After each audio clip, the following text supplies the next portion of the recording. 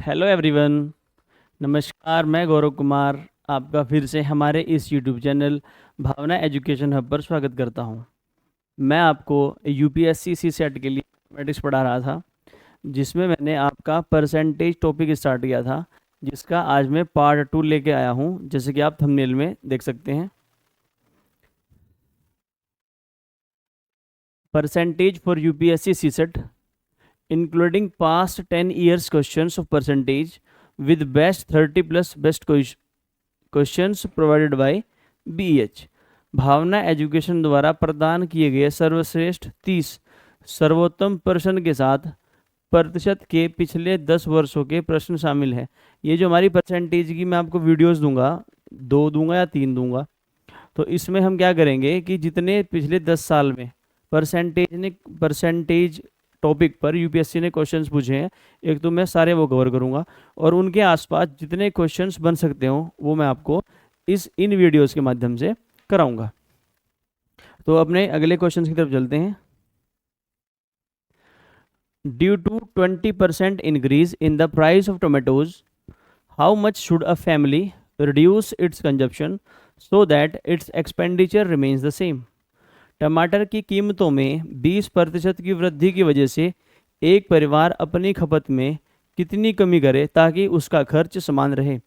इस क्वेश्चन को करने से पहले आपको एक कॉन्सेप्ट सीखना पड़ेगा, जो होता है प्राइस, कंजप्शन और एक्सपेंडिचर का, यानी मूल्य, खपत और खर्च का। अगर आप एक बार वो कॉन्सेप्ट सीख लोगे, फिर ये क्वेश्चन आप हवा में उड़ा दोगे। प्राइस,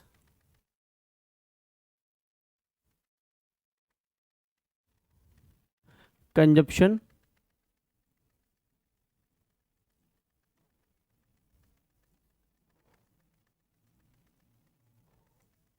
और एक्सपेंडिचर।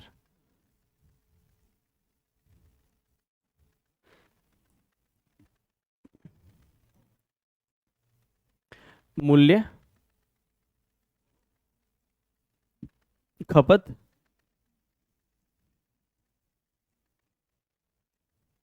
खर्च। तो इनमें क्या रिलेशन होगा उसको रटते नहीं, उसको समझते हैं, और इसको एक प्रैक्टिकल क्वेश्चन मान लेते हैं कि आप जो है अपने घर के मुखिया हैं, और आप दुकान पर गए और आपने कहा कि भाई मुझे 10 किलो राइस दे दो, 10 किलो चावल दे दो। तो दुकानदार ने कहा कि भाई 100 रुपये पर केजी है, 100 रुपीज पर केजी। अगर सामान 100 रुपये किलो है और आप 10 किलो सामान लेकर आते हो, तो आप दुकानदार को कितने रुपए देकर आओगे, यानी कि आपका खर्च कितना होगा? तो आप कहोगे 1000। एक बार जब मैं अपनी ऑफलाइन क्लासेस ले रहा था, तो उसमें क्या था, मैंने ये नहीं लिखा, मैंने लिख दिया कि प्राइस, कंजप्शन और एक्सपेंडिचर में क्या रिलेशन होगा। तो एक लड़के ने बोला कि sir price plus consumption equal to expenditure होगा। फिर मैंने उसे करके दिखाया। मैंने कहा भाई अगर तुम 100 रुपये किलो का सामान 10 किलो लेकर आओगे, तो तुम्हारे हिसाब से 100 और 10 कितना होना चाहिए? 110। तो दुकानदार तुम्हारा फूफा तो है नहीं कि तुम्हें 100 रुपये किलो के हिसाब से 10 किलो सामान कितने का दे देगा? 110 का। तो फिर उसने कहा कि सर ये तो 1000 आना चाहिए।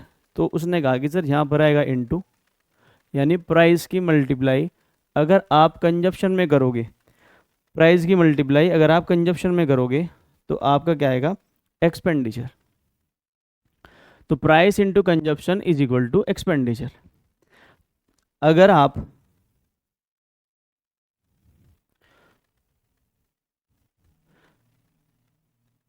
जो रेट है वो डबल कर दो, कि भाई महंगाई के कारण जो चावल है वो 200 रुपये पर केजी हो गया, चावल हो गया 200 रुपये पर केजी, लेकिन आपकी जेब में भी कितने हैं? 1000 रुपये ही।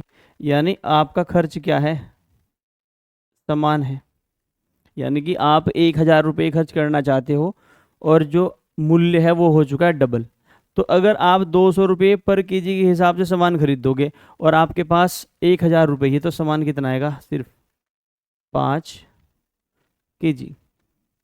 कितना आएगा? 5 केजी। तो देखो, जैसे ही आपका मूल्य डबल हुआ, तो जो आपकी खपत है वो कितनी हो गई? 1/2। देखो डबल के फैक्टर से मल्टीप्लाई हुआ और 1/2 के फैक्टर से डिवाइड हो गया। यानी पहले आप 10 किलो खर्च करते थे, अब कितना करते हो? सिर्फ 5 किलो खर्च। इसका क्या मतलब है कि अगर आपका खर्च कांस्टेंट हो, खर्च क्या हो? कांस्टेंट, यानी कि एक समान हो। एक समान का मतलब क्या है कि आपको एक्स्ट्रा पैसे खर्च नहीं करने, आपको इतना ही खर्च करना है चाहे रेट बढ़े या घटे। तो उसमें क्या है कि अगर प्राइस बढ़ेगा, अगर प्राइस बढ़ेगा तो मेरा कंजप्शन घटेगा। देखो जैसे ही प्राइस डबल हुआ वैसे ही कंजप्शन क्या हो गई? आधी हो गई। तो मैं कह सकता हूं कि जो मेरा प्राइस है, जो मेरा प्राइस है, जो मेरा मूल्य है, वो इनवर्सली प्रोपोर्शनल है कंजप्शन के। इसका क्या मतलब होता है? इसका मतलब ये, अगर प्राइस बढ़ेगा, मूल्य बढ़ेगा तो खपत घटेगी, अगर खपत बढ़ेगी तो मूल्य घटेगा। देखो कैसे।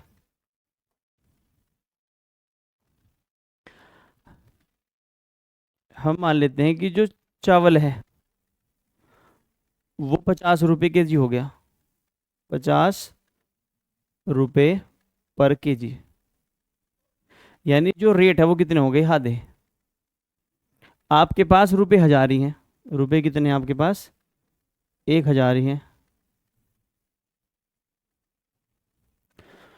तो आप सामान कितना खरीद के लाओगे अब? 20 किलो, क्योंकि 20 पंजे कितने होते हैं? 100।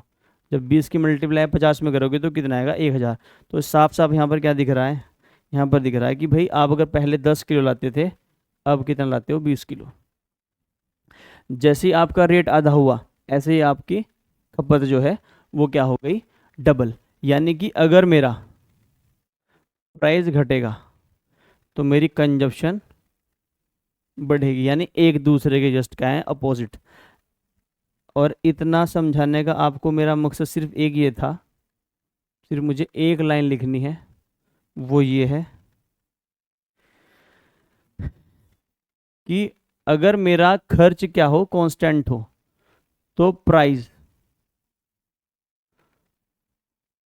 का जो रेशो होगा, अगर वो 2:3 है, यानी कि मूल्य अगर किसी चीज का 2 रुपये था तो बढ़कर कितना हो गया? 3। तो जो मेरा कंजप्शन है, जो मेरा कंजप्शन है जिसको हम क्या बोलते हैं? खपत, वो कितनी हो जाएगी? 3 से 2। यानी अगर प्राइस 2 से 3 हुआ तो खपत कितनी हो जाएगी? 3 से 2। एकदम एक दूसरे के अपोजिट। और ये क्या है? इसका पूरा कॉन्सेप्ट। अब देखिए सवाल कैसे चुटकी में सॉल्व होते हैं। टमाटर की कीमतों में 20% की वृद्धि की वजह से एक परिवार अपनी खपत में कितने % की कमी करे ताकि उसका खर्च समान रहे?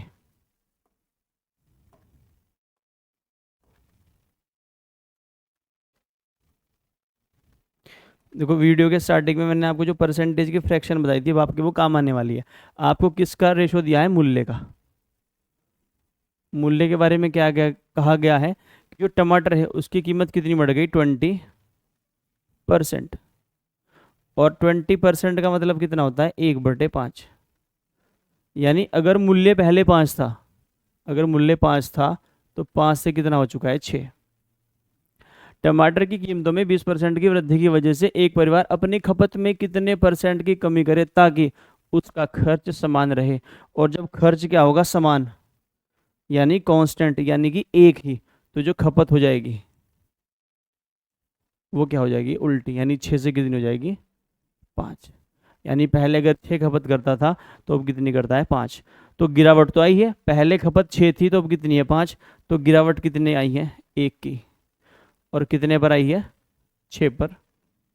और गुना 100। तो इसको बोल देते हैं 16 सही 2/3% की कमी। नीचे एरो का मतलब है कि कमी है, पर इसमें ऐसा कुछ नहीं दे रखा, सिर्फ एक दे रखा है 16 सही 2/3%। अगर ऐसा हो, देखो कभी कभी पेपर में कैसा होता है, ब्लफ करता है एग्जामिनेशन वाला। वो क्या करेगा? यहाँ पर दे देगा कमी, और एक में सेम ऑप्शन दे देगा 16 से 2/3 बढ़ोतरी। और यहाँ पर साफ साफ क्या है, कमी है। और आप ध्यान ना, आप सिर्फ ध्यान किस पर दो, 16/2/3% पर। और हमेशा जो नज़र है वो पहले ऑप्शन और चौथे ऑप्शन पे सबसे पहले आती है। और 16/2/3% वो बढ़ोतरी थी, तो आपका क्वेश्चन क्या हो जाएगा, गलत। तो आपको ध्यान रखना है कि 16/2/3% की क्या है, कमी है।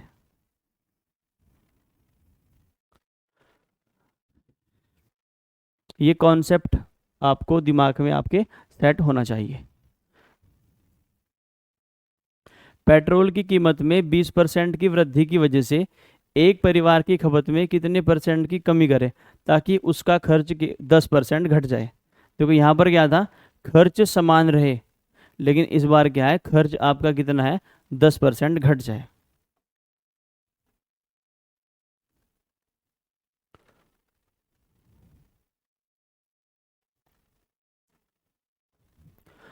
तो price into consumption is equal to expenditure. एक बार हिंदी में लिख देते हैं, मूल्य गुना खपत इज इक्वल्स टू खर्च, इज इक्वल टू खर्च। तो due to 20% increase in the price of petrol, जो पेट्रोल है उसकी कीमत कितनी बढ़ चुकी है, 20%। पेट्रोल की जो कीमत है वो कितनी बढ़ चुकी है, 20%। और प्यारे बच्चों 20% का मतलब कितना है, 1/5। अगर पहले 5 थी, अगर पहले 5 थी तो 5 से कितनी हो चुकी है, 6। अगर पहले 5 थी तो 5 से कितनी हो चुकी है, 6।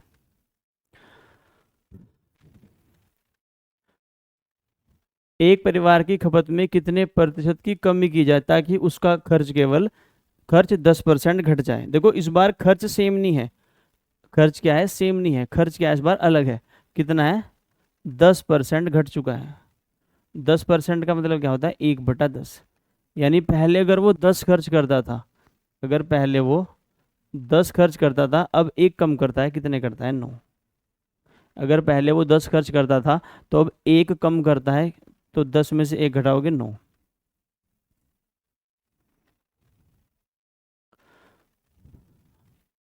तो मुझे क्या लिखना है, कंजप्शन। मैं मान लेता हूँ कि पहले वो ए खर्च करता था और अब वो बी खर्च करता है। अगर आप 5 की मल्टीप्लाई ए में करोगे, अगर आप 5 की मल्टीप्लाई ए में करोगे तो 10 आना चाहिए। अगर आप 6 की मल्टीप्लाई बी में करोगे तो 9 आना चाहिए। लेकिन अगर आप इसको, एक चीज़ देखो, अगर आप इनको डबल कर लो, अगर मैं इसको डबल कर दूं तो यहाँ पर कितना आ जाएगा, 20। और यहाँ पर आ जाएगा 18। वहाँ पर 20 और यहाँ पर 18। तो 5 की मल्टीप्लाई किस नंबर में करो जो 20 आ जाए, 5 की मल्टीप्लाई किस नंबर में करो जो 20 आ जाए, तो आप कहोगे सर 4 में कर दो।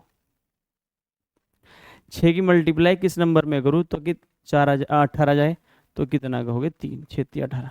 यानी पहले अगर कंजप्शन कितना था, 4, अब कितना है, 3। तो एक की क्या हुई है, कमी।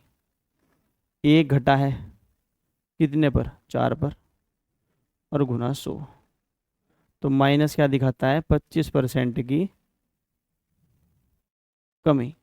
तो 25% की क्या है, कमी। ये क्वेश्चन आप एक तरीके से और कर सकते हो। वो कैसे, क्योंकि अगर ये कोई नंबर ऐसा ना बन रहा हो जो इससे डायरेक्ट कट रहा हो, तब आप क्या करेंगे वो देखिए।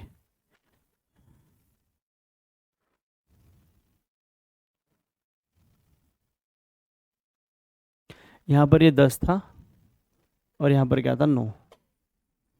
तो आपको कुछ नहीं करना, आप क्या कीजिए, 6 की मल्टीप्लाई 10 में कीजिए। 10 6 कितने होते हैं, 60। और यहाँ पर लिखिए, इसके अकॉर्डिंग यहाँ पर लिखिए। फिर आप क्या कीजिए, फिर आप 5 की मल्टीप्लाई 9 में करिए। 9 पंजे 45, उसको यहाँ लिखिए इसके अकॉर्डिंग। मतलब कि क्रॉस में तो करनी है मल्टीप्लाई, और जो लिखना है वो इसके अकॉर्डिंग लिखना है। यहाँ पर मान लो 5 होता और यहाँ पर 7 होता, तो 5 7 35, तो यहाँ लिखना, यहाँ पर लिखना है इसके अकॉर्डिंग। तो यानी पहले अगर वो खर्च 60 करता था तो अब कितना करता है, 45। तो कितने की कमी हुई, 15 की। कितने पर, 60 पर, और गुना 100। 15 चौका 60 और 4 से कट करोगे 25, तो 25% की कमी। तो ये मल्टीप्लाई इसमें करोगे, यहाँ पर लिखोगे, ये मल्टीप्लाई यहाँ पर करोगे, यहाँ पर लिखोगे। नेक्स्ट, सोने की कीमतों में 16 से ही 2/3% की वृद्धि की वजह से एक परिवार का खर्च में 6 से ही 2/3% की वृद्धि हो जाती है। परिवार की वर्तमान खपत ज्ञात करें यदि शुरुआत में वह 210 ग्राम सोने का प्रयोग करता था। इनकम, एक्सपेंडिचर और कंजप्शन पे इससे बेहतरीन सवाल नहीं बन सकता। इस सवाल में ये कह रहा है कि भाई जो आपका गोल्ड है उसकी कीमत 16 से ही 2/3% बढ़ गई, और परिवार का जो खर्च है वो भी 6 से ही 2/3% बढ़ गया। तो परिवार की वर्तमान खपत ज्ञात करें यदि शुरुआत में वह 210 ग्राम सोने का प्रयोग करता था। आप यहाँ पर आइए, यहाँ पर इस क्वेश्चन में पूछा है कि खपत में कितने परसेंट की कमी है। अगर आप एक बात ध्यान देंगे, यहाँ पर इसी क्वेश्चन में क्लियर करा देंगे आपको। अगर मैं कंजप्शन का रेशो बना लूँ, अगर ये 15 चौका 60 है, अगर ये 4 है तो ये 15 दिया 45 है। यानी अगर वो पहले 4 पॉइंट चीज़ें इस्तेमाल करता था और वो 3 पॉइंट चीज़ें इस्तेमाल करता है।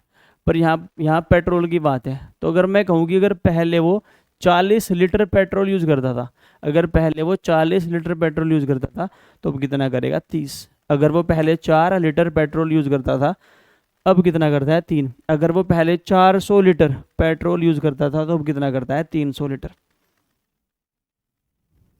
तो हमें यही रेशो बनाना है, price into consumption is equal to expenditure. Price का क्या हुआ है, प्राइस जो बढ़ा है वो कितना बढ़ा है 16 से ही 2/3%। ये हमने पहले भी यूज़ किया था, इसका मतलब होता है 1/6। यानी अगर पहले प्राइस 6 था, अगर पहले प्राइस 6 था अब कितना है 7। अब कितना है 7। जो फैमिली है वो खर्च अपना कितना बढ़ा सकती है 6 से ही 2/3%। देखो प्यारे बच्चों, इन्हें रटने की ज़रूरत नहीं है क्योंकि ये आपके एग्ज़ाम में इतने मार्क्स का नहीं आने वाला, परसेंटेज का 1-2 क्वेश्चन आएगा। तो अगर आपके पास कोई ऐसी परसेंटेज हो और आपको उसका फ्रैक्शन निकालना हो तो कैसे कीजिए, देखिए 6 से ही 2/3% है, इसको पहले सिंपल कर लीजिए, 6 18 2 20/3, 20/3%। और कोई भी परसेंट हो अगर आप उसका फ्रैक्शन निकालना है तो आप क्या करोगे 100 से डिवाइड, 20 पंजे 100 और 5 या 15, यानी इसका क्या मतलब है 1/15। यानी 6 से ही 2/3 जो मेरी फ्रैक्शन है इसका मतलब क्या होता है 1/15। तो आपके पास कोई भी परसेंटेज है, आप क्या कर लीजिए उसको 100 से डिवाइड, यानी इसका मतलब है 1/15। यानी पहले अगर वो 15 खर्च करता था, अगर पहले वो 15 खर्च करता था तो उसका खर्च 1 बढ़ चुका है, अब कितने करता है वो 16। अगर पहले 15 खर्च करता था तो अब कितने खर्च करता है 16। तो मैंने आपको जो तरीका बताया था, क्योंकि देखो 7 में आप कोई ऐसा नंबर मल्टीप्लाई नहीं कर सकते जो 16 है, 6 में ऐसा क्या नंबर मल्टीप्लाई करोगे जो 15 है, वो डायरेक्ट आप नहीं सोच सकते। तो मैंने क्या कहा था क्रॉस में बिठा दो, 7 की मल्टीप्लाई 15 में करो कितना आएगा 105, 6 की मल्टीप्लाई 16 में करो कितना आएगा 96, 16 की मल्टीप्लाई 6 में करो 96, लिखना यहाँ पर है, क्रॉस में मल्टीप्लाई करो, लिखो यहाँ पर 15 7 105। अगर पहले वो 105 पॉइंट चीज़ें इस्तेमाल करता था तो अब कितनी करता है वो 96 पॉइंट।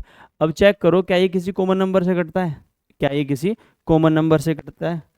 तो 3 से काट के देखते हैं, 3 से कट करेंगे तो 32 आएगा, और यहाँ पर 3 से कट करेंगे तो 35 आएगा। यानी अगर वो उसका कंजप्शन पहले 35 था तो अब कितना है 32 है। अगर पहले उसका कंजप्शन 35 था तो अब कितना 32 है। और यहाँ पर देखिए यदि शुरुआत में वह 210 ग्राम, शुरुआत में यहाँ कितना यूज़ करता है 35 पॉइंट की वैल्यू कितनी है 210 ग्राम, तो 1 पॉइंट की वैल्यू कितनी आ जाएगी 6। तो वर्तमान में यदि शुरुआत में वह 210 ग्राम सोने का प्रयोग करता था तो वर्तमान खपत ज्ञात करनी है। वर्तमान कौन सी, ये वाली। 32 पॉइंट की वैल्यू, 32 पॉइंट की वैल्यू कितनी आएगी, तो 32 गुना 6, और 32 के कितने होते हैं, 192। तो 192 क्या होगा मेरा आंसर। नेक्स्ट,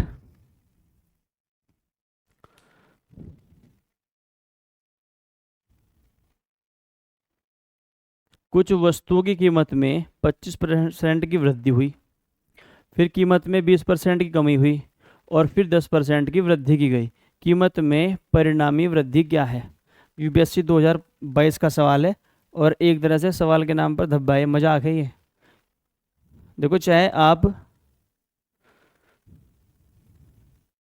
वो कैसे, वो देखिए, इसने कहा कि आपका कोई आइटम है, आपके पास सर्टेन आइटम है, कुछ भी हो सकता है, वो दाल चीनी नमक कुछ भी हो सकता है, उसका प्राइस कितना बढ़ जाता है, पहले 25%, फिर कितना घट जाता है 20%, फिर कितना बढ़ जाता है 10%। तो आपको बताना है कि फाइनल जो है प्राइस में क्या वृद्धि या उसमें घटोती हुई है। तो हम मान लेते हैं कि भाई हमारा सामान 100 रुपये का है, हमारा सामान कितने का है, 100 रुपये का। अगर 25% रेट बढ़ा है, 25% अगर रेट बढ़ा है, तो 25% की वैल्यू कितनी होती है, 1/4। अगर 4 में 1 बढ़ी है तो कितनी बन जाएगी, 5/4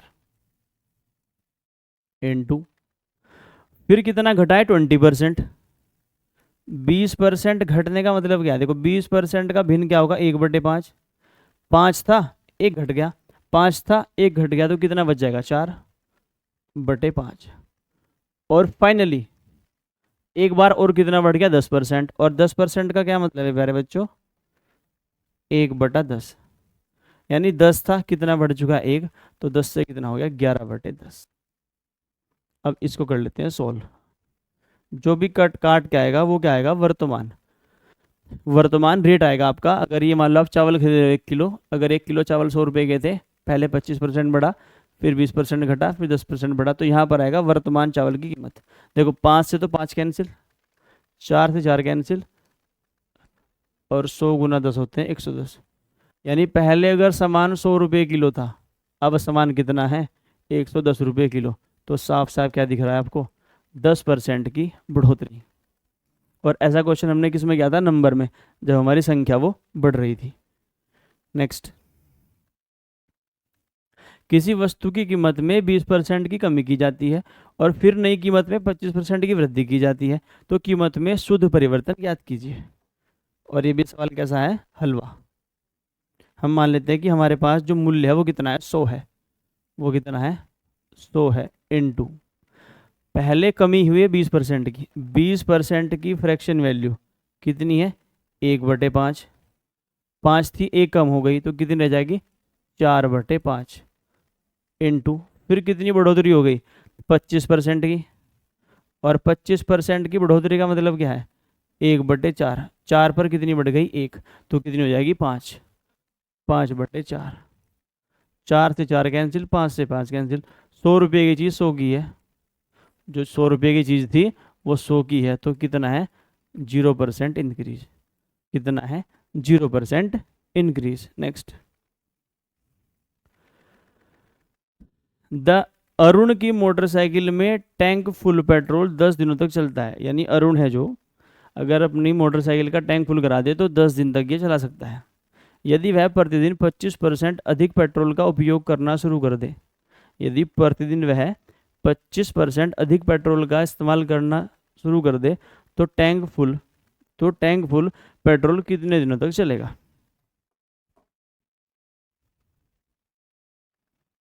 अब देखो, अगर बाहर पढ़ते हो तो घुमाना पड़ जाता है कभी कभी किसी को, तो ये वही है 25% जो अधिक पेट्रोल का इस्तेमाल हो रहा है डेली। देखो, अरुण की मोटरसाइकिल में टैंक फुल पेट्रोल 10 दिनों तक चलता है।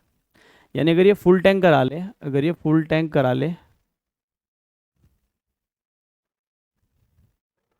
तो इसके पास 10 दिन का पेट्रोल है। अगर ये फुल टैंक करा ले तो इसके पास 10 दिन का पेट्रोल है। लेकिन अगर ये है पर डे, अगर यह है पर डे 25% अधिक, 25% अधिक खर्च करे। देखो 25% का मतलब क्या है, 25% का मतलब होता है आपका 1/4, 1/4। यानी कि अगर यह पहले 4 खर्च करता था, अगर यह पहले 4 लीटर पेट्रोल खर्च करता था तो अब कितना करता है? 5। अगर यह पहले 4 लीटर पेट्रोल खर्च करता था तो अब कितना करता है? 5। तो अगर इसके पास 10 दिन के लिए पेट्रोल है और प्रतिदिन 4 लीटर खर्च करता है, अगर इसके पास 10 दिनों का पेट्रोल है और यह प्रतिदिन पहले 4 लीटर यूज़ करता था, तो इसके टैंक में कितना तेल होगा? भाई 4 लीटर डेली करता है, 10 दिन तक चलेगा, इस टैंक में कितना है? 40 लीटर पेट्रोल है। दोबारा देखिए, 25% डेली यूज बढ़ गया इसका। 25% का मतलब होता है 1/4, यानी पहले पहले अगर वह 4 यूज करता था तो अब वह कितना यूज करता है? 5। तो अगर पहले 4 डेली यूज करता था और 10 दिन तक चलता था तो पेट्रोल कितना है? 40 लीटर। अब इसे 40 लीटर फूकना है। अब ये कितना यूज करता है डेली? 5। तो 8 दिनों में ये अपना पेट्रोल फूक देगा। नेक्स्ट, एक छात्र 32% अंक लाकर 96 अंकों से फेल हो जाता है। यदि वह 45% अंक लाए तो उत्तीर्ण अंक से 60 अंक अधिक लेकर आता है। तो उत्तीर्ण प्रतिशत ज्ञात करें।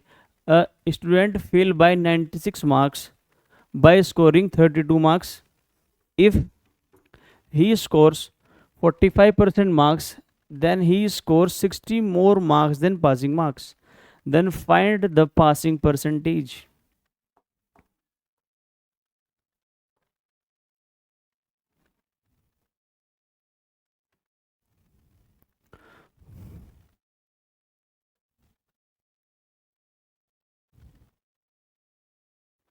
देखो, बेसिक से करते हैं इसको एक बार, फिर इसको ट्रिक से करेंगे।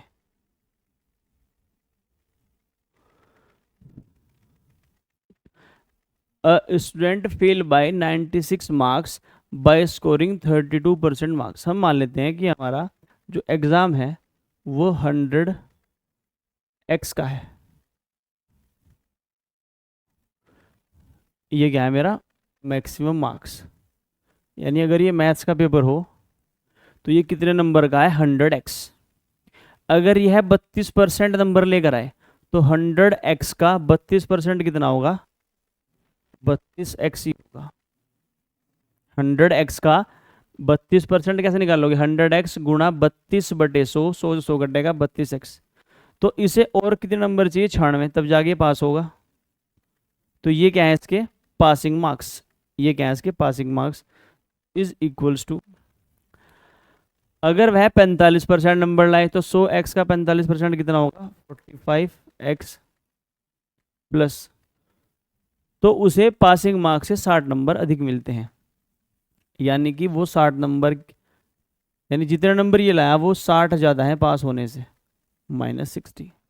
तो 45 में से अगर आप 32 घटाओगे तो कितना आएगा? 13x, और 9 से 15 यानी 156। तो x की वैल्यू कितनी आ जाएगी? 12। x की वैल्यू कितनी आ जाएगी मेरी? 12। यानी कि जो मेरा पेपर है वो 1200 नंबर का है। अगर पूछता अधिकतम अंक कितने हैं या पेपर कितने नंबर का है तो आंसर कितना होता है मेरा? 1200। पर इसने पूछा है पास प्रतिशत कितना है, तो पहले ही देखते हैं कि नंबर है कितने। ये क्या है मेरे? Pass marks. और ये भी क्या है मेरे? Pass marks. एक्स की वैल्यू पुट कर दो और यहाँ से ये लिख लो पास मार्क्स है कितने। अगर यहाँ पर पुट करेंगे 12 पंजे 60, 12 चौक 48, देखो 12 पंजे 60 हासिल के 6, 12 चौक 48 और 6 54, 540 माइनस 60, यानी कि 480 क्या है मेरे पास? Passing marks. 480 नंबर चाहिए पास होने के लिए। 480 नंबर चाहिए हैं पास होने के लिए, कितने में से? 1200 में से, और गुना 100, 2 जीरो से 2 जीरो कैंसिल, और 12 चौक 48, यानी 40% क्या है मेरे पास? Passing percentage. पास प्रतिशत कितना है? 40%। पास मार्क्स कितने हैं? उत्तीर्ण होने के लिए अंक चाहिए 480, और अधिकतम नंबर कितने चाहिए, मतलब पेपर कितने नंबर का है? 1200। पर ये सवाल ऐसे हम सोल्व नहीं करेंगे, हम अलग तरीके से करेंगे। आप इसको एक बार कॉपी कर लीजिए अगर करना है तो, पर हम किसी और तरीके से इसको करने वाले हैं। कभी आप x से सॉल्व करो और एग्ज़ाम में आपको अपने x की याद आ जाए तो फिर ये सॉल्व नहीं होने का बिल्कुल भी।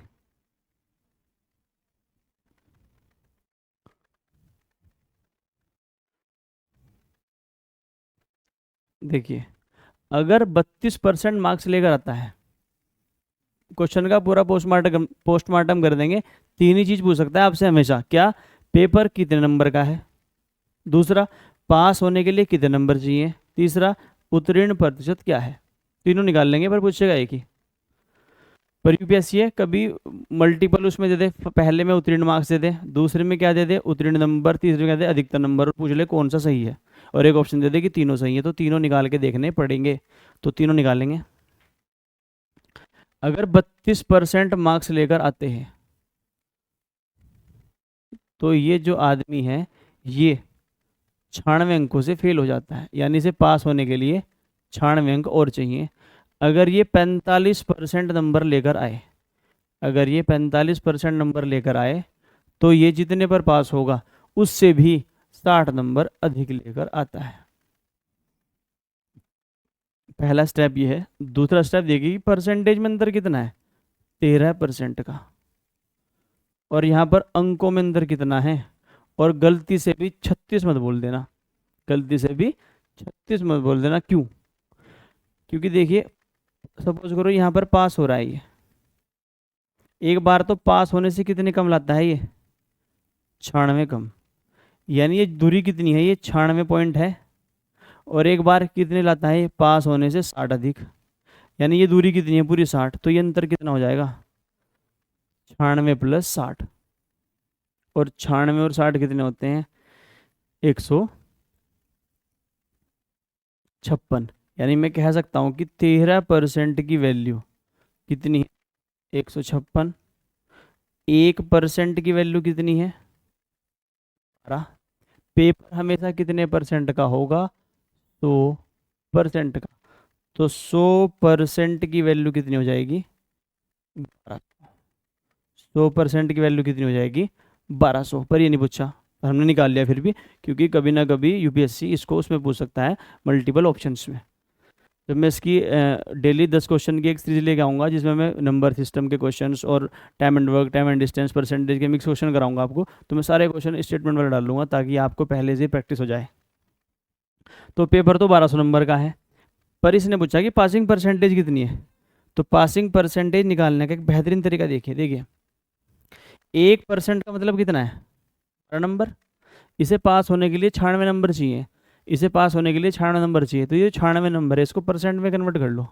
अगर आप 12 से कन्वर्ट कर लो तो 12 अट्ठे 96, यानी इसे 8% नंबर, नंबर में तो 96, नंबर में तो 96, और 96 नंबर का परसेंट कितना आएगा, 12। कैसे, 12 नंबर का 1% है, 1% है। तो एक नंबर का कितना परसेंट होगा, 1/12। तो 96 नंबर का कितना होगा, 1/12 गुना 96 इक्वल टू 8। तो इतना राम कहानी ना लिखते हुए डायरेक्ट कैसे कर देंगे, इसको 12 से भाग कर दो। तो यानी इसको नंबर तो चाहिए 96, पर परसेंट में कितना चाहिए, मात्र 32% इसके हैं, 8% इसे और मिल जाए, ये हो जाएगा पास, 40%।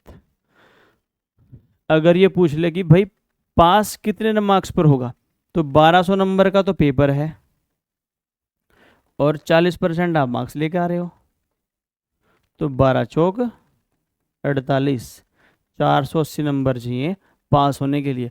तो ये एक सवाल है, आप इसमें अपने सारे कॉन्सेप्ट क्लियर कर सकते हैं। आप इसमें तीन चीज़ें निकाल सकते हैं, क्या, पास मार्क्स कितने हैं, पासिंग परसेंटेज कितनी है, और मैक्सिमम मार्क्स कितने हैं। नेक्स्ट, और यूपीएससी ने एक क्वेश्चन पूछा है आगे, मैं आपको कराऊंगा। एक परीक्षा में ऋतिक 150 में से 80 अंक प्राप्त करता है और अर्पित दूसरी परीक्षा में 200 में से 35% अंक प्राप्त करता है, तो उन दोनों का औसत प्रतिशत ज्ञात करें।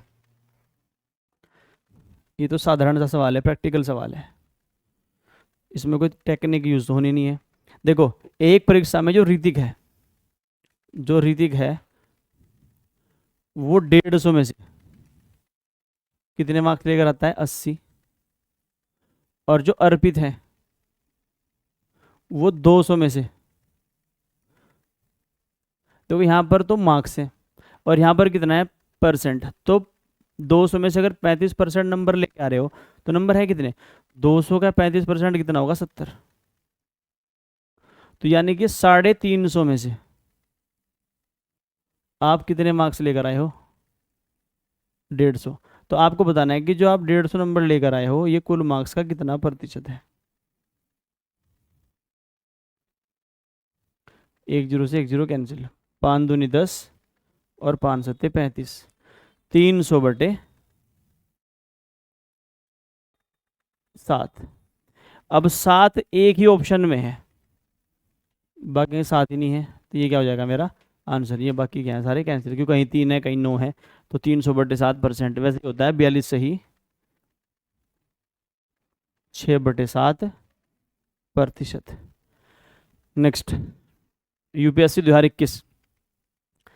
Student appeared in 6 papers. एक छात्र 6 पेपर में उपस्थित हुआ। प्रत्येक पेपर के लिए अधिकतम अंक समान है, यानी जो 6 के 6 पेपर हैं ये सेम नंबर के हैं। अगर एक पेपर 100 नंबर का है तो सारे 100 के ही हैं, अगर एक पेपर 200 नंबर का है तो सारे 200 नंबर के ही हैं। इन पेपर में उनके अंक 5:6:7:8:9:10 के अनुपात में है। कुल मिलाकर उसे 60% अंक प्राप्त हुए। उसने कितने पेपर में अधिकतम 60% से कम अंक प्राप्त किए? तो आपको ये बताना है कि कितने ऐसे पेपर हैं जिसमें उसके 60% से कम नंबर हैं।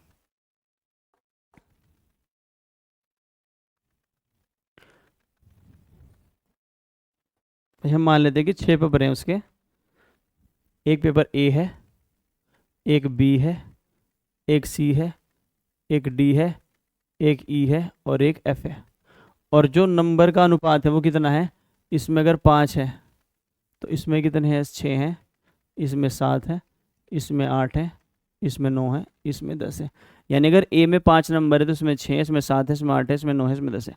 हम मान लेते हैं, देखो हमेशा जो परसेंटेज है ना सबसे आसान निकालनी 100 की है। अगर मैं कह दूं कि तुम्हारे 100 में से 48 नंबर, तो आप कहोगे जी 48% है। अगर मैं आपसे कहूँ कि आपके 100 में से 65%, आपके 100 में से 65 नंबर है, तो आप क्या कहोगे कि 65% मार्क्स हैं। तो हम क्या मान लेते हैं कि जो एक पेपर है, ईच पेपर है, जो ईच पेपर है आपका, प्रत्येक पेपर वो कितने नंबर का है? हम 100 मान लेते हैं। तो 6 पेपर हैं तो 100 गुना 6, यानी जो आपको इस स्टूडेंट को नंबर मिलने हैं वो 600 में से मिलने हैं। और ये 600 में से नंबर लेकर कितने आता है? ये लाता है 600 में से 60% नंबर। और 600 का 60% कितना होगा? 360। यानी इसके नंबर कितने हैं? 360। और प्रत्येक पेपर 100 नंबर का है। पर ये नंबर है कितने इसके? 5 6 7 8 9 10। 5 इसमें 5 है, इसमें 6 है, इसमें 7 है, इसमें 8 है, इसमें 9 है, 10 में। तो 6 5 11 7 18 18 8 26, 26 और 10 और 9 19, और 19 और 26 कितने होते हैं? 45। तो इस रेशो के हिसाब से, इस रेशो के हिसाब से इसके नंबर कितने हैं? 45 पॉइंट, 45 पॉइंट। और पेपर जो है टोटल 600 नंबर के हैं, 600 में से 60% नंबर लाया, यानी ये लाया 360। यहाँ पर कितना है? 45 और यहाँ पर कितना है? 360। तो एक पॉइंट की वैल्यू कितनी आ गई? 35 अट्ठे होते हैं 360, 45 अट्ठे होते हैं 360।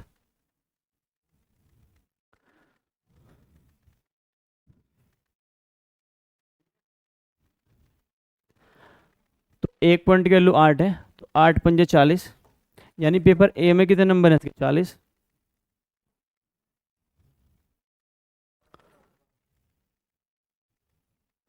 इसमें कितने हैं? 48, इसमें 56, इसमें 64, इसमें 72 और इसमें 80। तो मुझे अभी 100 में से नंबर हैं इसके, यानी एक में तो 100 में से 40 है, एक में 100 में से 48 है, एक में 100 में से 56 है, एक में 100 में 64, एक में 72, एक में 80 है। तो यानी परसेंट में कितने होंगे? ये 40% होंगे, ये 48% होंगे, 56% होंगे। आपको बताना है कितने पेपर में 60% से कम अंक है। तो कितने हैं? 1 2 और 1 3। अगर ये पूछता कि कितने सब्जेक्ट में 60% से अधिकतम अंक है तो कितना होता? 1 2 3। बड़ा प्यारा क्वेश्चन था। नेक्स्ट, पी ने एक परीक्षा में क्यू से 40% अधिक अंक प्राप्त किए। यदि क्यू ने पी से 10% कम अंक प्राप्त किए हों तो क्यू ने कितने अंक प्राप्त किए? ये तो हलवा सवाल है।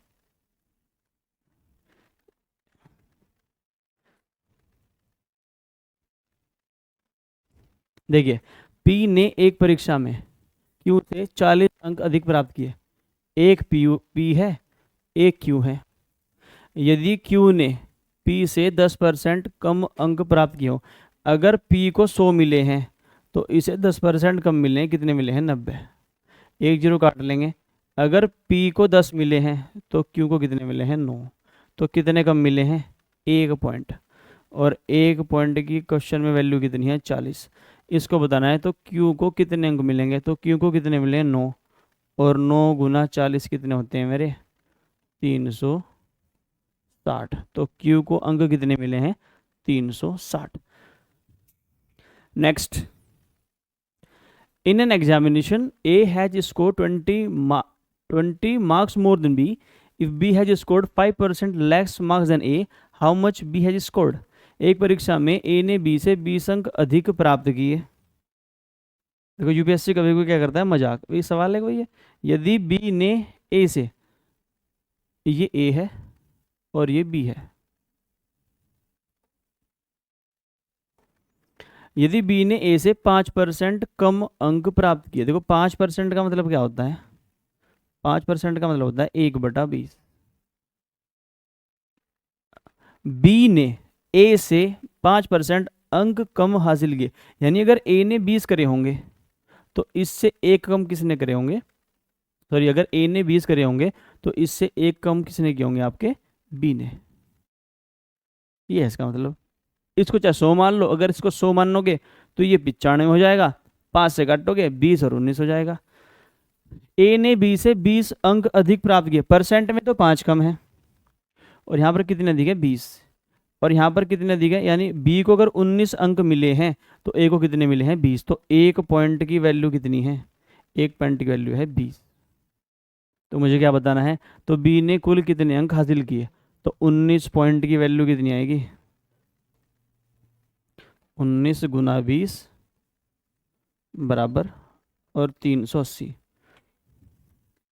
और अगर ये पेपर में सवाल आ जाए तो ये कुछ करने की जरूरत भी नहीं है। आपको बताया बी के नंबर 19 का मल्टीपल है, यानी बी के जितने भी नंबर होंगे उसमें 19 गुना होगा ही होगा, और इसमें 19 गुना सिर्फ एक ही नंबर में है, ऑप्शन में है, और वो क्या है मेरा? Option B. एक छात्र को एक परीक्षा में उत्तीर्ण होने के लिए 40% अंक प्राप्त करने होते हैं। मान लीजिए कि उसे 30% अंक मिलते हैं और वह 30 अंकों से फेल हो जाता है, तो परीक्षा में अधिकतम अंक क्या हैं? जो मैंने आपको स्टार्टिंग का क्वेश्चन करा था, बिल्कुल जहाँ से मैंने शुरुआत करी थी, ये सेम वही क्वेश्चन है कि भाई अगर एक छात्र है, अगर वो 40% नंबर लेकर आए, अगर वो 40% नंबर लेकर आए तो वो पास हो जाएगा, यानी 40% पर पास है। अगर वो 30% मार्क्स लेकर आएगा, अगर वो 30% मार्क्स लेकर आएगा तो वो 30 नंबर से क्या हो जाएगा? फेल। परसेंटेज में डिफरेंस कितना है? 10% का, और यहाँ पर अंतर कितना है? ये 30 का। क्योंकि पास होना, यहाँ पर पास है और यहाँ पर पास होने से 30 अंक कम है, तो अंतर कितना रहेगा? आप हमेशा 30 का। अगर मान लो 80 पर पास है, 80 पर पास है तो उससे 30 अंक कम लाया, तो यहाँ पर ये 50 होता, और 80 में से 50 घटाओगे तो 30 ही आएगा। तो 10% की वैल्यू कितनी है मेरे पास? 30 है। पेपर हमेशा कितने परसेंट का होता है? 100% का। तो 100% की वैल्यू कितनी हो जाएगी मेरी? तो दोनों तरफ 300, यानी जो पेपर है वो कितने नंबर का है? 300 नंबर का। नेक्स्ट,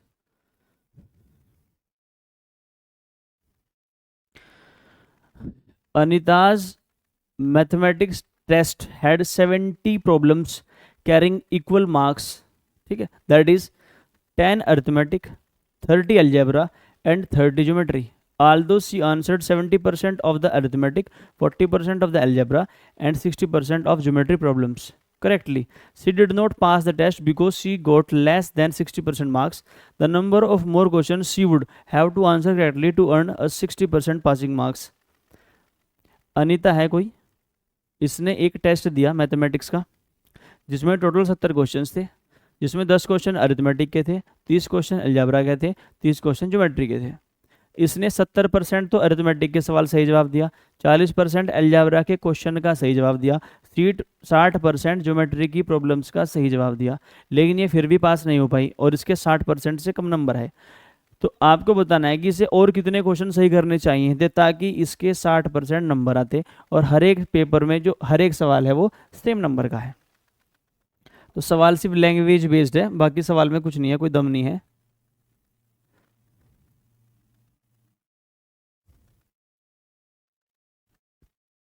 देखो 70 प्रॉब्लम है, 70 सवाल है। अगर मैं एक सवाल एक ही नंबर का मान लूं तो पेपर में नंबर कितने हैं, 70 मार्क्स। हम मान लेते हैं हर एक क्वेश्चन मेरा एक ही नंबर का है, तो पेपर कितने नंबर का है, टोटल 70 नंबर का। अरिथमेटिक के इसने 10 क्वेश्चन के जवाब दिए, अलजेब्रा के इसने 30 क्वेश्चन हल किए और इसने ज्योमेट्री के भी 30 क्वेश्चन सॉल्व किए। इसने क्या किया, 70% सही जवाब दिया और 10 का 70% कितना होगा, 7, यानी 7 नंबर तो इसे यहाँ से मिल चुके हैं क्योंकि मैंने मान लिया है कि मेरा हर एक सवाल एक नंबर का है। तो अगर 10 सवाल करे हैं और 70% से, यानी 7 सवाल सही हैं। अगर 7 सवाल सही हैं तो 7 ही नंबर मिलेंगे।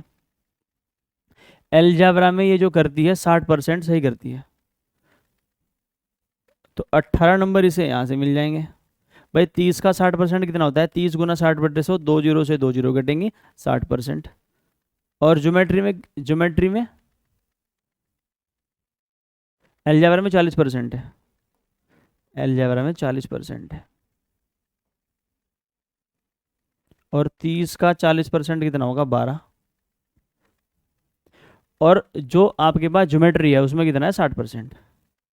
और 30 का 60% कितना होगा, 36 18। 18 और 12, 30 और 7 37, यानी 37 नंबर ये लेकर आई है। और ये फेल है क्योंकि पास होने के लिए नंबर चाहिए कितने, 60%।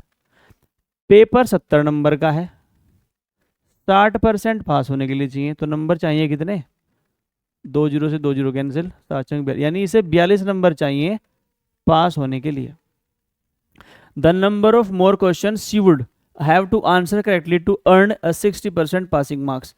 तो 37 नंबर तो इसके आ ही चुके हैं, 42 चाहिए, तो और कितने क्वेश्चन सही करने पड़ेंगे इसको, मात्र 5 सवाल। तो 5 क्वेश्चन सही कर देगी तो 42 नंबर जाएगा, और 42 नंबर क्या है आपका, 70 का 60%। In a test a candidate attempted only 8 questions and secured 50% marks in each of the questions. If he obtained a total 40% in the test and all questions in the test carried equal marks, how many questions were there in the test? एक छात्र है, उसने एक paper में कुछ questions हैं उसमें सिर्फ 8 के जवाब दिए और हर एक क्वेश्चन के उसे नंबर कितने मिले हैं, 50%। यानी अगर सवाल 10 नंबर का है तो उसे कितने मिले हैं, सिर्फ 5। और इसने परीक्षा में 40% अंक प्राप्त किए। तो आपको बताना है कि पेपर में कितने सवाल थे। देखिए, number of question attempted, number of questions attempted कितने किए इसने, 8 किए हैं। हम मान लेते हैं कि हर एक क्वेश्चन जो है वो 10 नंबर का है। हर एक क्वेश्चन कितने नंबर का है, 10 नंबर का। लेकिन इसे 10 नहीं मिलते, इसे कितने मिलते हैं, हर एक सवाल का इसको 50% नंबर मिलता है। यानी अगर सवाल 10 नंबर का है तो इसे कितने मिलेंगे, सिर्फ 5 नंबर। अगर इसने 8 सवाल के जवाब दिए और इसे प्रत्येक में 5 नंबर मिले हैं तो इसे कुल मार्क्स कितने मिले होंगे, 40। इसे नंबर कितने मिले हैं, 40। If he obtain a total 40% in the test, यानी कि इसे 40 नंबर मिले हैं और ये किसके बराबर है, 40% के। और जो टोटल नंबर होंगे वो कितने होंगे तुम्हारे 100%। कुल नंबर कितने होंगे 100%। कुल नंबर कितने होंगे 100%। तो जो 40 नंबर मिले हैं वो किसके बराबर है 40% के। 40% की वैल्यू 40, तो 100% की वैल्यू कितनी हो जाएगी 100। यानी कि जो मेरा पेपर है ये कितने मार्क्स का है 100। और प्रत्येक सवाल कितने नंबर का है 10 नंबर का। तो अगर 100 में को आप 10 से भाग कर दोगे तो कितना आएगा 10। यानी पेपर में कितने सवाल हैं 10 सवाल हैं। पेपर में कितने सवाल हैं 10 सवाल हैं। दोबारा देखिए, इस आदमी ने 8 क्वेश्चन अटेम्प्ट किए, हमने मान लिया कि प्रत्येक क्वेश्चन 10 नंबर का है। प्रत्येक क्वेश्चन 10 नंबर का है और इसे कितने मिलते हैं 5, क्योंकि इसे जितने भी ये सही जवाब देगा उसका 50% मार्क्स मिलेगा। तो यानी इसे नंबर मिले हैं 40 और वैसे पेपर में कितने मिले हैं 40%। 40% की वैल्यू 40, 100% की वैल्यू 100, यानी जो पेपर है 100 नंबर का है। अगर पेपर 100 नंबर का है और एक सवाल 10 नंबर का हो तो सवाल कितने होंगे 10। Next, candidate in a competitive examination consisted of 60% men and 40% women. 70% men and 75% women cleared the qualifying test and entered the final test, where 80% men and 70% women were successful. Which of the following statement is correct? एक प्रतियोगी परीक्षा में उम्मीदवारों में 60% पुरुष और 40% महिला शामिल थी। 70% पुरुषों और 75% महिलाओं ने क्वालिफाइंग टेस्ट पास किया और अंतिम परीक्षा में प्रवेश किया, जहां 80% पुरुष और 70% महिलाएं सफल रही। निम्नलिखित में से कौन सा कथन सही है? महिलाओं के लिए सफलता दर अधिक है, सग्रम सफलता दर 50% से कम है, महिलाओं की तुलना में अधिक पुरुषों ने परीक्षा उत्तीर्ण की है। उपरोक्त ए और बी दोनों सही है।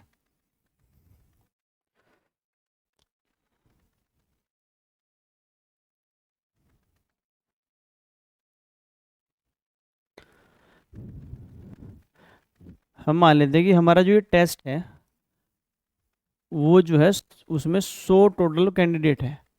कितने हैं 100, जिसमें से 60% तो पुरुष है। 60% कौन है पुरुष है, यानी क्या है मेरे मेन। तो 40% क्या होगा वुमेन। तो 40 क्या हो गई वुमेन।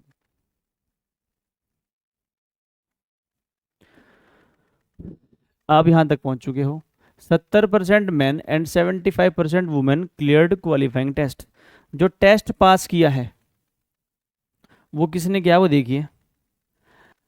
70% मैन का, देखो 60 का 70% कितना होगा 42, तो 42 पुरुषों ने टेस्ट क्वालिफाई किया है और 75% वुमेन ने 75% वुमेन ने भी टेस्ट क्वालिफाई किया है। 75% का मतलब होता है 3/4। तो 40 का 3/4 कितना होगा 30। यानी 30 वुमेन कैसी है मेरी जिन्होंने क्वालिफाइंग टेस्ट किया है पास। 75% की वैल्यू कितनी होती है मेरी 3/4। Where 80% man and 70% women were successful. मान लो इनका निकला है प्री, लेकिन इसमें से भी क्या है 80% मैन और 70% वुमेन क्या रही हैं सक्सेसफुल। यानी कि ये जो लोग हैं अगर इनका यूपीएससी का प्री निकला हो तो इसमें से भी क्या है 80% तो पुरुष सक्सेसफुल ही हैं और 70% मेरी वुमेन सक्सेसफुल हुई हैं। देखिए बीए पुरुष हैं और 42 का 80% निकालोगे तो पॉइंट में आएगा, लेकिन आदमी तो पॉइंट में होने से रहे। तो हम क्या कर लेते हैं एक जीरो बढ़ा लेंगे, एक जीरो यहाँ पर बढ़ा लेते हैं, एक जीरो यहाँ पर बढ़ा लेते हैं, एक जीरो यहाँ पर बढ़ा लेते हैं, एक जीरो यहाँ पर बढ़ जाएगी और एक जीरो यहाँ पर बढ़ जाएगी। तो 300 का 70% कितना होगा 210। यानी 210 महिलाएं कैसी हैं 210 महिलाएं वो हैं जिन्होंने फाइनल सिलेक्शन लिया है। और 420 का 80% कितना होगा 420 का 80% का मतलब होता है 4/5, 5 से कट करेंगे, 5 × 40 और 5 × 20, 4 × 16, 4 × 8 = 32 और 1 33। तो 336 पुरुष कैसे हैं जिन्होंने फाइनल सिलेक्शन लिया है। अब ऑप्शन है आपके पास 4। Success rate is higher for women. भाई वुमेन तो 210 ही हैं पास, और पुरुष कितने 36, तो पहला ऑप्शन तो गलत हो गया। दूसरा ऑप्शन क्या है, overall success rate is below 50%। 3 और 2 5, भाई 546 लोग पास हुए हैं फाइनल सिलेक्शन में, कितने में से, 1000 में से। तो जो फाइनल सिलेक्शन रेट है वो तो 54.6% है, और ये कह रहा है कि 50% से कम है, पर ये तो 50 से ज़्यादा है। तो दूसरा ऑप्शन भी क्या हो गया, गलत। तो क्या जी दोनों ही गलत है, चौथे वाला अपने आप गलत है। चौथे वाला क्या कह रहा है कि both A and B are correct, तो ऑप्शन तीसरा क्या हो जाएगा, सही। More man clear the examination that women, और ये तो बात सही है, 336 पुरुष हैं तो 210 कितनी है, महिलाएं। नेक्स्ट 32, यहाँ पर ये 33 होगा प्यारे बच्चों, 33 ये होगा 34, पीडीएफ में सही करा देंगे। The length and breadth of a rectangle are increased by 10% and 20% respectively. Find the percentage increase in area. ये क्वेश्चन कभी ना कभी आपके पास फंसेगा ही फंसेगा, है बहुत आसान, और ये 3-4 तरीके से सोल्व होता है, हम सारे डिस्कस करेंगे। देखिए सबसे पहले आप देखिए रेक्टेंगल होता क्या है, आयत। एक आयत बनाते हैं पहले, ये है मेरे पास एक रेक्टेंगल, इसका नामकरण करते हैं ए बी सी और डी। एक होती है इसकी लेंथ, लंबाई, और एक क्या होती है इसकी ब्रेड्थ, जिसे हम क्या बोलते हैं, चौड़ाई। जो इसका एरिया होता है, एरिया यानी कि क्षेत्रफल, वो क्या होगा, लंबाई गुना चौड़ाई। यानी लंबाई में अगर चौड़ाई की मैं गुना कर दूं, अगर लंबाई में मैं चौड़ाई की गुना कर दूं तो मेरे पास क्या निकल जाएगा, एरिया। तो यानी कि मेरे पास अब इसको क्वेश्चन करने के तरीके हैं टोटल 3। पहला देखिए, यानी अगर आप लंबाई में चौड़ाई गुना कर दो तो मेरे पास क्या आएगा, एरिया। मेरे पास क्या आएगा, एरिया। एक आयत की लंबाई और चौड़ाई क्रम से, जो लेंथ है यहाँ पे कर लेते हैं, जो लेंथ है वो कितनी बढ़ गई, 10%। और 10% का मतलब क्या होता है, 1/10, यानी 10 से कितनी हो गई, 11। 10 से कितनी हो गई, 11। और जो ब्रेड्थ है, जो ब्रेड्थ है वो मेरी कितनी बढ़ गई, 20%। और 20% का मतलब तो आपको रट क्या होगा, 1/5। तो 5 से कितनी हो गई, 6। 5 से कितनी हो गई, 6। और आपको पता है कि जब भी आप लंबाई में चौड़ाई क्या करोगे, गुना, तभी क्या आएगा, एरिया। तो पहले लंबाई 10 थी, चौड़ाई 5 थी, तो एरिया कितना था, 50। फिर लंबाई 11 हुई, ब्रेड्थ 6 हुई, तो 11 6 66। तो पहले क्षेत्रफल था 50, अब कितना है, 66। तो कितना बढ़ा है, 16 बढ़ा है। कितना बढ़ा है, 16। कितने पर, पहले 50 था, 50 पर, और गुना 100। तो 50 दूनी 100 और 16 दूनी 32%। तो 32% क्या हो जाएगा मेरे पास, इंक्रीज क्षेत्रफल में। दूसरा तरीका देखिए, देखिए लेंथ कितनी बड़ी है, 10%, और ब्रेड्थ कितनी बड़ी है, 20%। तो जो एरिया बदलेगा, एरिया वो बदलेगा L% plus B% plus L% into B% बटे 100। तो लेंथ कितनी है, 10%, तो 10 प्लस 20 प्लस 10 गुना 20/100। तो 2 जीरो से 2 जीरो कटेंगे, तो 20 और 10 कितने होते हैं 30, और प्लस 2 बराबर 32%। 32%। अगर ये ब्रेड माइनस में होती या घट रही होती तो यहाँ पर आता माइनस और माइनस। तो लेंथ कितनी है 10%, ब्रेड कितनी है 20%, तो L plus B plus L into B बटे 100। लेकिन अगर ऐसा हो जाए कि भाई जो लेंथ है,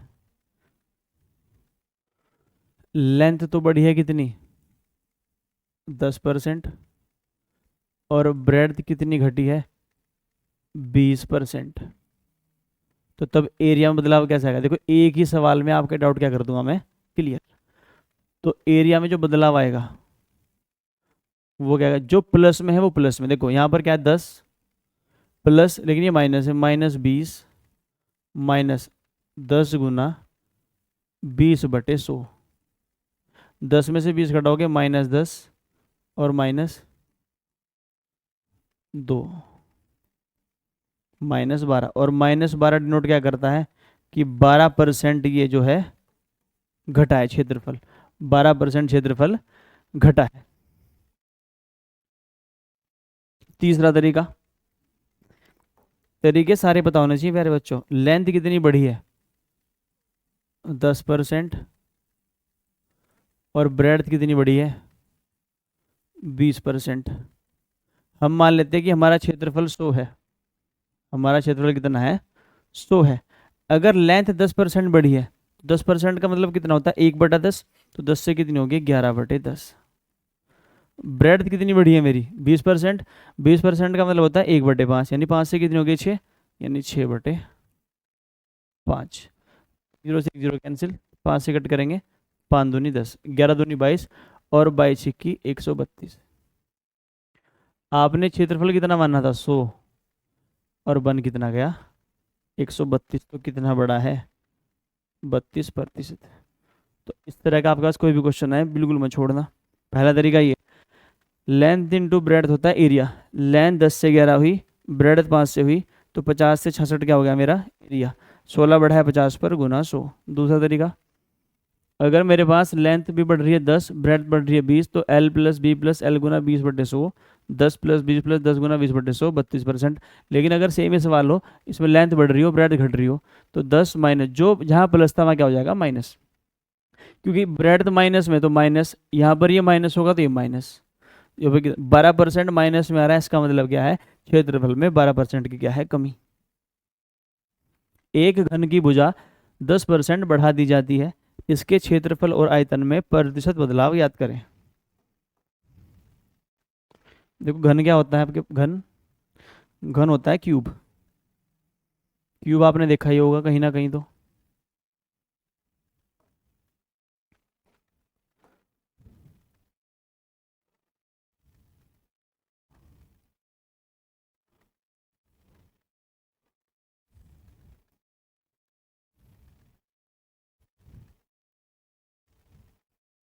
ये है मेरा क्यूब, इसकी सारी भुजाएं क्या होती है बराबर ए ए और ए। तो इसका क्या बताना है आपको, क्षेत्रफल और आयतन में बदलाव। तो घन का मतलब क्या होता है क्यूब। देखो इसके अंदर हर एक स्क्वायर है, बेस में भी क्या है स्क्वायर, टॉप में भी स्क्वायर है, तो इसके अंदर, और स्क्वायर का एरिया क्या होता है, स्क्वायर को बोलते हैं वर्ग, और वर्ग का जो क्षेत्रफल होगा, जो मेरा स्क्वायर है, स्क्वायर का एरिया कितना होता है साइड का स्क्वायर, और साइड कितनी है मेरी ए, यानी ए का स्क्वायर। लेकिन इसमें 6 स्क्वायर हैं, एक ऊपर एक नीचे, दो आमने सामने दो इधर आमने सामने, तो क्यूब का जो एरिया होगा, क्यूब का जो एरिया होगा वो कितना होगा 6a²। तो मेरा आंसर 6 पे डिपेंड नहीं करता, मेरा आंसर 6 पे डिपेंड नहीं करेगा, क्योंकि जब एरिया बढ़ेगा उस वाले में भी 6a² ही होगा। मान लो a मेरी b बन गई, तो वहाँ पर 6a² होगा, वो 6b² होगा, तो 6 तो मेरा आंसर पे कोई फर्क नहीं डालने वाला। और जो वॉल्यूम होगा इसका, जो उसका वॉल्यूम होगा, जिसको हम क्या बोलते हैं, आयतन। आयतन क्या होगा इसका, ए क्यूब, यानी साइड का क्यूब। देखिए किसको कितनी आसानी से सोल्व करेंगे हम। जो मेरी साइड है, जो मेरी साइड है वो कितनी बड़ी है, 10%। कितनी बड़ी है, 10%। और 10% का मतलब कितना होता है, 1/10। यानी कि जो मेरी साइड है वो अगर 10 थी तो 10 से कितनी हो चुकी है, 11। साइड क्या है मेरी, ए। तो जो मैं एरिया लिखूंगा, एरिया क्या होता है, साइड का स्क्वायर। यानी अगर मैं ए स्क्वायर कर दूं तो मैं किसके पास आ जाऊंगा, एरिया के। यानी एरिया के लिए मुझे क्या करना पड़ेगा, साइड का स्क्वायर। और 10 का स्क्वायर कितना होता है, 100। और 11 का स्क्वायर कितना होता है, 121। 10 का स्क्वायर कितना होता है, 100। और 11 का स्क्वायर कितना होता है, 121। तो मेरा एरिया अगर पहले 100 था तो अब कितना है, 121। तो कितना बढ़ा है, 21 कितने पर, 100 पर, और गुना 100। 100 पर जो जितना बढ़ेगा या घटेगा वो उतना ही परसेंट होगा। तो एरिया 21% है। इसने पूछा है क्षेत्रफल और आयतन।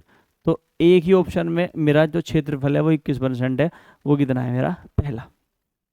अगर आयतन भी पूछ ले आपसे तो आयतन क्या होता है, साइड का क्यूब। तो इससे हम निकाल लेंगे वॉल्यूम। देखो 10 का क्यूब कितना होता है, 1000। और 11 का क्यूब कितना होता है, 1331। तो आयतन तो बढ़ा है भाई, कितना बढ़ा है, 331। कितने पर, 1000 पर, और गुना 100। तो 33.1%। तो पहला क्या हो जाएगा इसका आंसर। दोबारा देखिए, एक ही जो क्यूब होता है उसका जो एरिया होता है वो तो होता है उसका साइड का स्क्वायर। और जो उसका आयतन होता है वो क्या होता है, साइड का क्यूब। तो मैं पहले देखूँ साइड में क्या परिवर्तन है। साइड मेरी 10% बढ़ी है, यानी 10 से कितनी हुई है, 11। साइड मेरी 10% बढ़ी है, 10 से कितनी हुई है, 11। तो जो मेरा क्षेत्रफल निकलेगा वो निकलेगा साइड के स्क्वायर से। तो 10 का स्क्वायर 100, 11 का स्क्वायर 121। तो 100 से 121 हो गया, कितना बड़ा है, 21। 100 पर गुना 100, 21%। जो वॉल्यूम में होती है साइड का क्यूब, तो 10 का क्यूब कितना होता है, 1000। 11 का क्यूब कितना होता है, 1331। तो 331 बढ़ा है कितने पर, 1000 पर, गुना 100, 33.1%। और प्यारे बच्चों, इसी के साथ हमारा परसेंटेज का पार्ट 2 खत्म होता है। और आपसे जल्दी ही मिलते हैं फाइनल पार्ट में जो होने वाला है पार्ट 3। तब तक के लिए धन्यवाद।